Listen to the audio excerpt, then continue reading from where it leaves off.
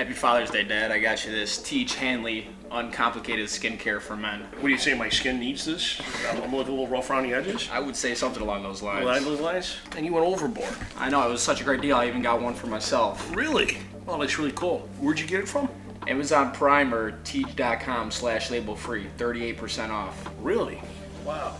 Hey, Mikey, how you doing today? Hey, what's going on, man? How you doing? Hey, with Father's Day coming up, did you get anything for Father's Day? I'm still waiting. So my kid got me this stuff from Teach Hanley. It's uncomplicated skincare for men. It's everything you need for basic everyday skincare. It comes in 2 sets. This is the platinum edition. Okay. And then there, I got that for you. That's the gold edition. Dude, my man.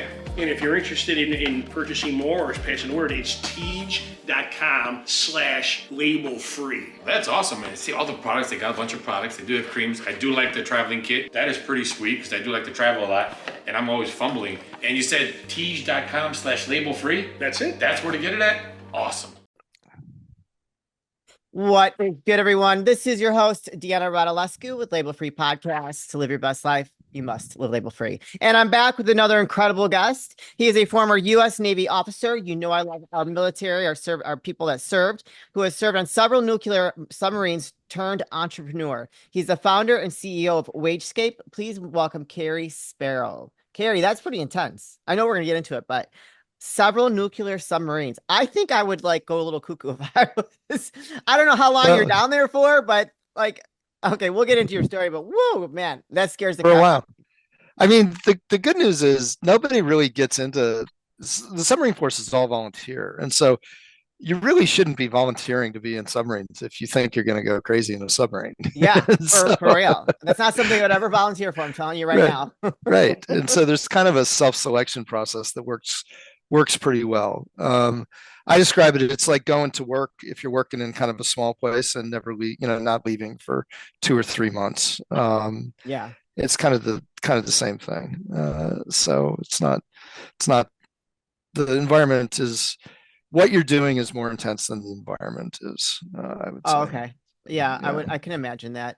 I mean, you'd also the bonding that you experience with some of your fellow servicemen would probably be pretty huge if you're down there with each other for long periods of time. Well, I think that's true in any branch of the military, that the relationships that you forge can be some of the most meaningful of your whole life. Yeah. So, yep, you definitely do some pretty intense things. So at a young age. Sure. Well, that's when to do it, right? Yeah. It's better to do those things when you're young than older because, the outcome's not exactly the same. Right. You got a lot more ahead of you than behind you if you're doing it later in life. So when did you decide and why did you just decide to join the military? Just out of curiosity. Oh, I'd been exposed to the military from, the time I was a baby. My father was in the Marine Corps. My grandfather served in World War II in the Pacific. He was Wow. He was a military surgeon that ran the equivalent of MASH units in the Pacific Islands. My dad was in the Marine Corps. I had a lot of friends that had parents that were in the military. So military was part of what I had been exposed to kind of my whole life. I wasn't necessarily leaning towards the military until I found out about a great program offered by all the branches of the military at the time, which was that if you academically qualified, they would give you a 4-year scholarship to college. The only catch being that you had to be an ROTC and you had to serve at least 4 years when you got out. And that sounded pretty cool to me. And so I applied for a scholarship from the Air Force and I applied for a scholarship from the Navy. And the Air Force got back and said, congratulations, you've been awarded a scholarship to study aerospace engineering at the University of Texas. Wow. And the Navy got back to me and said, congratulations, you've been awarded a scholarship. Call us and let us know where you want to go to school and what you want to major in. Wow. Holy cow. So then you chose the Navy then. Yeah. So I chose the Navy. Also, I wore glasses at the time and I knew I was never going to be an Air Force pilot. And there were other cool operational things that I could do in the Navy. And that turned out to be exactly right. The Navy is if you're on an operational unit, you're doing some pretty interesting things all the time. You're going all over the world doing interesting stuff. Yeah, I would imagine. And so you were in the military for how long? I see you have 35 plus years combined of engineering, military consulting, technology, and operations leadership. Did you do all of that in the military, or how long did you serve for? Well, I didn't do the consulting. Oh, That came after the military, but I was in for 8 years after I graduated. So okay. 4 years in reserve while I was in college, and then 8 years afterwards. I served on two fast attack submarines as a submarine officer. What does that mean, fast attack? That I have like an idea in my head. I'm thinking, what's the movie with Sean Connery where he was like in the submarine? You know, Yeah. that's what I'm So thinking in my head. there's two types of submarines in general. One is part of our strategic defense, and they carry the big nuclear missiles and go and make sure that they're never found by any potential enemies, so that they can be launched in total stealth as a response to anyone launching a nuclear attack against the United States. So that's one type, it's ballistic missile submarines. And in the Hunt for Red October movie, that is what Sean Connery was the captain Yes. of. Was the one that was tracking and finding Sean Connery was a fast attack submarines, and that's one of the things they do is Oh, they go out and they keep an eye on what's going on in the oceans, and they protect our shipping lanes, and um, they can do a variety of different things in combat, and they also have great sensor suites on them, so they can go out and keep an eye on what's going on in the oceans or in the yeah. coastal areas around the oceans. And those are the kinds of boats that I was on. I have this idea, and correct me if I'm wrong, that I think people here on dry land don't realize that there's probably a lot that goes on under the water that we don't know about. Yeah, yeah, there's a ton, and it's not talked about. The specific, I'm not going to. Well, no, You'll I'm not never asking you hear to spill any you'll secrets. never hear someone who served in submarines talk about anything specific because it's all classified. Yeah. Well, yeah, but I just have this idea. Like I don't ever, I have a very open mind and I don't put anything past anything. And just like, I think if you live in a bubble and you don't allow yourself to realize that there's things that are probably happening that you don't want to know, but you should be like, have be open to the idea of it happening. Does that make sense? Am I like Yeah, talking in a yeah. circle? Anyways, No. okay. So with all of this experience and, being, in the Navy and being on nuclear submarines and all these incredible things, what made you want to become an entrepreneur? Well, there's a few steps in between, right? Okay. And Please so, share. yeah, when I got out of the military, a lot of times, somebody that is a submarine officer or in the Navy, any junior officer serving on a ship, there's a few jobs that are kind of natural fits, like working, in power plants or in manufacturing operations or any number of things that have kind of an operations orientation to them. But I got an opportunity to work for a management consulting firm, which I frankly had never heard of management consulting until Okay. I was getting ready to interview with these folks. And as they explained what they did, they basically, came in and for a defined period of time helped companies deal with a wide range of problems. And so it was always something new. It was always very short notice. You would have to learn very, very fast um, about the organization you were working with. You had to be very flexible in terms of the kinds of people that you could work with. And when I started out, I was absolutely, learning faster than I was contributing. But after a Sure. while, you start building up a lot of experience working with different organizations, seeing different types of things that most people don't see in their entire careers. Things like mergers and spinoffs and cost-cutting operations and growth opportunities and redesigning organizations, things like that. A lot of people never experience those in their whole career, and we were doing them 2 or 3 times a year. And when I heard that, I was like, well, that sounds pretty cool, and so I want to try that. And Yeah. so when I got out, I got a job with a great firm, and it was a great fit. And I started at the lowest level. I was a junior associate, and by the time I left, which was 14 years later, I was a managing partner. And Wow. so, it just fit. The whole thing fit with me. But along the way, it I learned how to come in and see opportunities. Sure. Whether that was our job or not, I was always on the lookout for, what would be an interesting thing to be able to do. Uh, that nobody else has tried, and what kind of organization would I want to work for, and what kind of a variety of things. I worked for over 200 companies in my time in consulting personally, and then I Holy managed cow. teams that worked with hundreds of others, and so I got to see a lot on the Yeah. business side at, again, a pretty relatively young age. But the thing I couldn't do was set down roots because I was always on a plane going someplace else. And towards the last 3 years or so, I averaged at least 2 cities a week that I was Mm. in outside of home, and that was kind of getting old. And Yeah. got a call one day from a headhunter that I worked with to help recruit my own teams, and they laid out a very senior position at a company in Minnesota, which is where I live, and that I had huge respect for. And it was a global position. And they were like, okay, who can you tell me that might want that kind of job? And I was like, well, I have somebody in mind. And so, got to go Me. meet that team and, threw my hat in the ring. And that worked out pretty well. I would say I learned a ton. There's a theme of going and, making choices about my career that where I can learn the most and work with really great people. Yeah. And that kind of carried forward. And one of the things I was responsible for when I was doing that was I was responsible for upgrading the global infrastructure around managing the workforce. So all the HR systems and processes and data and technology, I was responsible for. I sat on the global HR leadership team. I sat on the global IT leadership team. Did Wow. a lot, and along the way, I got to work with lots of great folks outside of the company too. Consultants and technology firm executives and so forth. And was always looking at where there might be some kind of new business opportunity, and one of the areas that I had a lot of passion around was around data, Okay. market data, um, and I felt really strongly that the data around what's happening in the labor market was really bad, because it still is in a lot of ways. Yeah. And anytime you got a big, huge market and you have really bad data about that market, it means that there's huge inefficiencies.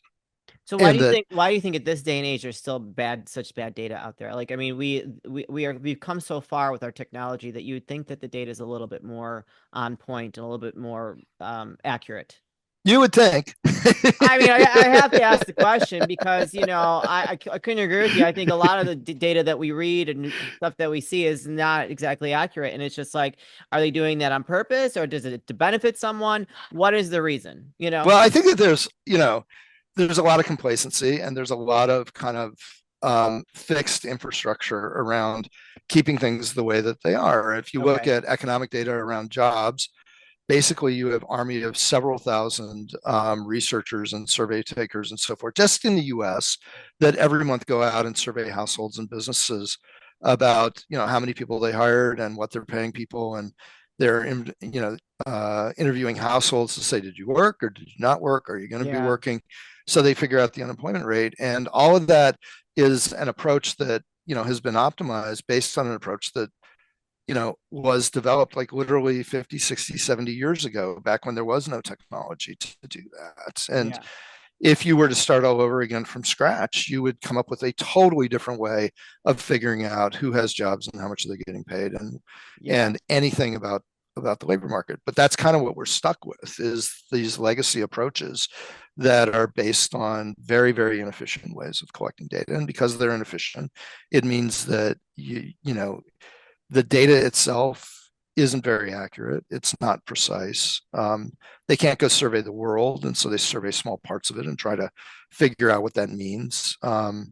And you've got to be highly, highly skilled and trained in order to interpret it. So you got lots of PhDs that are needed in order to figure out what's going on in the labor market. And my own view was, well, frankly, data exists these days in ways that you don't have to use surveys to go get. Yeah. And if you can find a way to consolidate all of that, you can find great things about what's going on in the market. And Mm. that's how I founded Wagescape. The very geeky, mission of Wagescape was to make the labor market more transparent. And it sounds like a totally geeky mission, and it is. And I have no problems, raising my hand as a card carrying geek. I'm absolutely, a geek dad. And but at the same time, you've got, a market that is valued at close to $100 trillion just in wages and benefits worldwide. Wow. It touches every person on the planet, every family, every community, every organization, every institution. It's inherent to our lives. Work is inherent to everything we do as humanity, and yet information about it is really bad, which means that lots of opportunities are being missed. And so bring some transparency to it could have a big benefit. And that's what I wanted to do. And so we built a technology platform that we went live with in 2016 that goes and collects a ton of information about. We started with who's hiring and how much are they paying, consolidated that. So pretty soon we were tracking 80% of all the new jobs in the US. We've since expanded that to include over 200 countries worldwide. So basically the entire world, and figure out what's being paid in real time. And turns out that people wanted to know that. And so we've made a business out of it. And so how does that benefit your end user? So your consulting firms, HR professionals, and like what way does Wagescape benefit them? It enables them to do their jobs better, or to be better in the marketplace. Well, there's lots of folks that need information about jobs and pay and who has what skills and who works where and things like that. So let's take, if you're in recruiting, you need to know and you're a recruiting firm, so you get hired by other companies to go hire people for them. Sure. You need to know where the talent is. Okay. You need to know who has the skills for that job. You need to know how much other companies are paying for similar jobs, because that's what you're competing against. And you're a business, so you have to know who your potential clients are. So you have to know who's doing the hiring, right? So you can go build relationships and build accounts, with those folks. And that's just one example. If you're a big company, you have very well-defined processes in terms of how you manage, how you define your pay strategy. And that those processes in large part are based on an understanding of what the market is paying for any different type of job that you have in the company. And that means you have to monitor what's going on with pay. And being able to monitor pay based on surveys that were taken 9 months ago from decisions that were based on, being made 6 to 12 months before that, when you had 2 to 4% inflation a year, that was okay, because things didn't change that much. But especially right after the pandemic, when advertised wages were going up over 15% a year on average, that wasn't good enough anymore. And when you then compounded, if you happen to be in a business that hires a lot of hourly workers that maybe don't make as much, with that kind of inflation going on, those workers are always looking to get paid a little bit more. And literally for an extra 50 cents an hour, they'll go down the street or they'll drive in a mile away at the drop of a hat. And a lot of companies face this. So a lot of companies have to know right now what's going on with pay, and for the kinds of jobs I care about in the areas that I operate in, and with the competitors that I compete with, and who is competing with me for the talent that I have. It used to be that like there was an example a few years ago where a staffing firm came to us and they said, one of our clients runs a machine shop in Ohio, and their starting wage is $16 an hour for junior apprentice machinists, and it goes up from there. And I said, I hate to tell you, but I just drove by one of the fast food restaurants, and they were advertising for $17 an hour for first shift full time. I said, so that's who you're competing with. Okay. Exactly. You're not competing against any other machine shops now. You're competing against fast food companies. And that was a real eye opener. And folks have now recognized that they have to pay attention to their competition in ways that they haven't before. Just because you're competing with somebody at a business level doesn't mean that that's who you're competing with for talent. And all of that depends on very, very powerful market intelligence, and that's what we're in the business of providing. And there's lots of other examples. There's people who do who manage investment portfolios want to understand whether or not the companies that they're invested in actually have the capacity in their workforce to execute on the expectations they've made with their investors about their performance. And if they see that they're not hiring as many salespeople as would be needed to generate the revenue that they promised, then that's a real problem. Or if they've promised something and they notice that in the last month they've lost a lot of their salespeople, or they've lost a lot of their engineers, or they've put a hiring freeze in place that it maybe hasn't been announced, then that's a real problem as well. And so you've got like the investment community that's interested in that kind of data. There's lots of different types of applications for it. So you're always analyzing data and updating things. Like, Well, we're always how collecting. are you real Yeah, time, or how far behind are you think?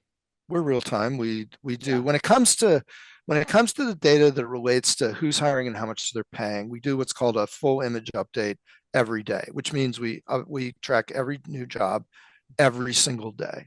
365 days a year. Wow. Um, and our clients don't necessarily need it every day. They don't need the information every day, but that's how often we update. Wow. So With yeah. that being said, Cary, where can people find you, connect with you, and learn more about working with Wagescape? Oh yeah, we love to hear, how we can help serve others.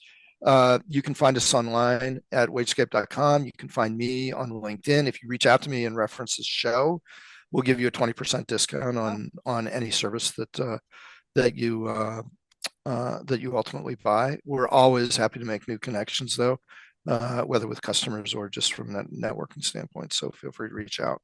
excellent. You guys, I'm gonna put those links in the show notes. So if you are in the need of understanding what's happening in the marketplace with labor, do not hesitate to, or just need some data that he can provide. Go ahead and click the link. Go check out his website. It's very in depth. Or follow him on LinkedIn. I'll have both those links in the show notes, and mention Label Free. I would appreciate it. Cary, this is the part of the show where I like to ask for last words of wisdom or advice. What would you like to leave with us today? Well, I just appreciate the opportunity to talk with you and your audience. I'm always, I found that kind of the universe pays back. So the more that you can give out to people that you don't necessarily know, the more that it comes back to you in ways you don't expect. Um, I would agree. yeah. Yeah, that was beautiful. Thank you for that. I learned a lot today, and I'm sure my audience did as well. And if you know someone that's in need of this service, don't hesitate to refer them to Cary and Wagescape, because the marketplace is changing so rapidly, and the better handle you have on the data that's out there, the better leg up you're gonna have in the long run. I believe that. Knowledge is power. I don't think that it's ever gone away. All right, Cary. Well, thank you so much for being a guest. We really appreciate you. You guys, this is your host, Deanna Radulescu with Label Free. To live your best life, you must live label free. As always, don't forget to subscribe, follow, rate, review, comment, share, all those good things. And I'll be back soon with more dynamic guests.